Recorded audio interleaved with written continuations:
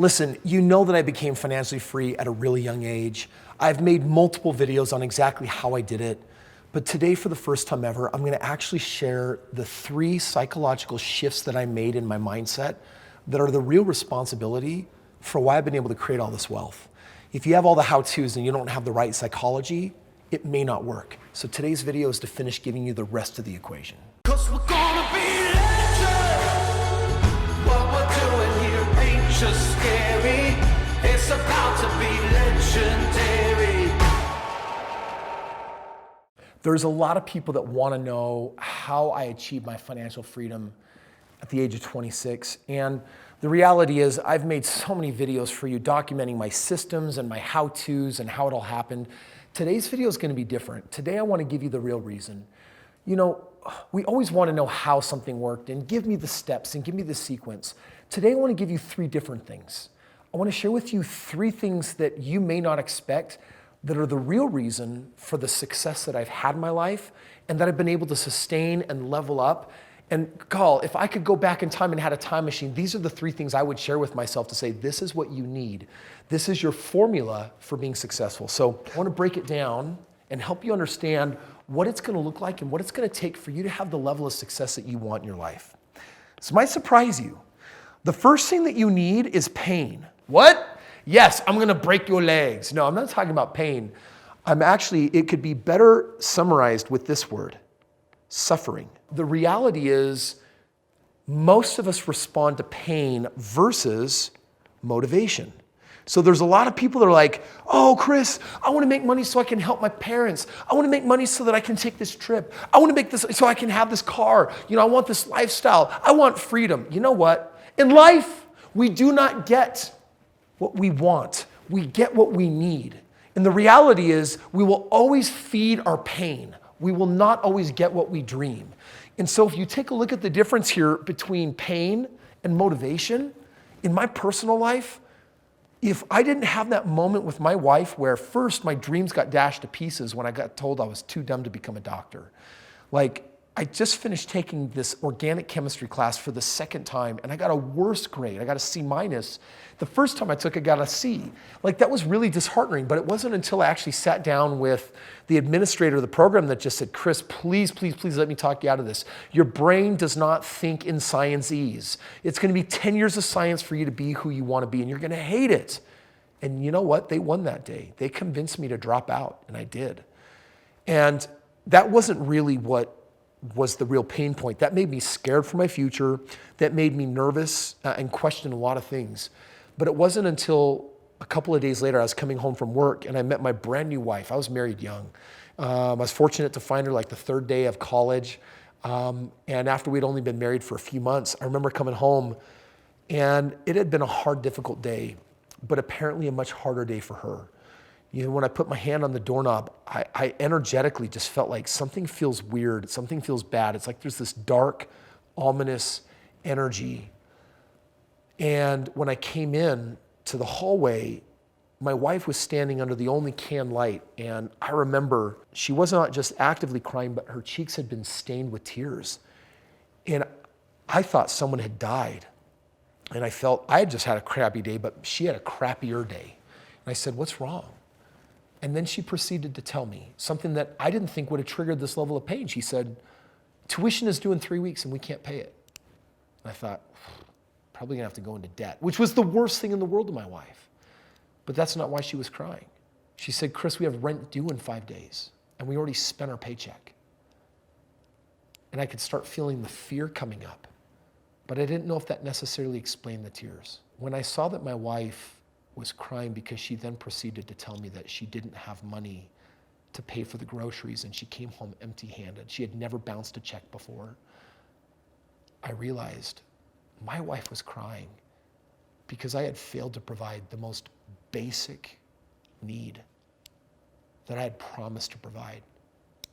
Frankly, my wife was hungry. We only bought 5 days of food at a time. Now, you talk about my pain is rooted in the fact that I couldn't provide, after working full time, the most basic needs.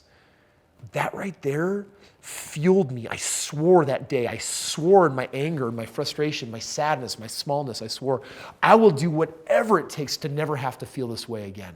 This is not going to be my life. This is not going to be my destiny. Pain has served me way more than my dreams. You know, vision boards and the fast cars and the freedom and that nice lifestyle, it all sounds wonderful, but you know what? When going gets tough, we're willing to ditch our dreams. We'll never ditch our needs. So you have to find a way to tap into your pain. What drives you? What's your pain?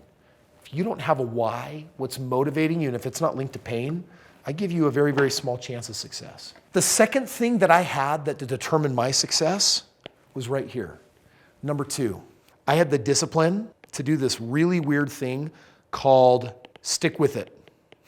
My stick with itness was crazy because it was driven by the pain of my wife's tears. In fact, that bothered me so much that 4.5 years later, after we were financially free, I was walking on the beach with my wife celebrating retirement. And I was waiting for that moment when she'd say, Kris, you're finally enough. You made it. Thank you for providing. Thank you for making all this money. But the thank you really didn't come that way. It was me disturbed in my soul inside, wanting to feel validated. And I couldn't find that validation until later, when I got my hands on this information, I decided that I was enough. No, my stick with it discipline was, my very first mentor said, Kris, for you to make all this money in real estate, he said, listen, you only need to count to 10. 1, 2 homes, 3 homes, 4 homes, 5, 6, 7, 8, 9 homes, $1 million. 10 homes, $1 million. For me, it was 25 homes, $1.6 million, because I had to split things with my partners. But the reality is, real estate you do very few times and you make a lot of money. That is really, really, really cool. But it requires a stick with it because you're not going to get rewarded day one. Most of us are trained that we have to get immediate gratification to stick with something. And you know what? Real estate's not going to give you that. My game plan, I had to stick with my game plan for 14 months. I had to get a couple extra credit cards, use them responsibly, find a way to save up $5,000. Stay at my job so I could get a 2-year history. That was my plan. For 14 months, I felt like I was doing nothing but saving money and working. But 14 months later, I bought my first house. And a year later, that led to my second house. And 6 months later, my third. And a year and a half later, 25 homes. It was this exponential curve. For most of you, you have to jump through a hoop to get that first deal, and it's not going to happen tomorrow. You might be able to do it in 2 months versus my 14 months with the new technology that I have access to now. But nonetheless, most people are lacking the stick with it. So you've got to become a diehard. By the way, if you really are a diehard, you have got to come out to one of my live events. My live events are life-changing. I've designed them based on everything that I've learned so that you walk away not just with motivational rah-rah, but with $1 million game plan, knowing exactly step-by-step what you need to do. And the event will give you conviction to maintain that energy until you get that first deal so that you can have your stick-with-it factor. The third and final thing that I feel like led to my financial freedom, and by the way, after this, I've got another video that I'm going to share with you that's going to actually show you the how I did it. Because if you're watching this and you're like, okay, Kris, I'm getting all of the psychology of success, but what did you do to make the money then? That's the next video. I'll recommend that shortly up in this corner.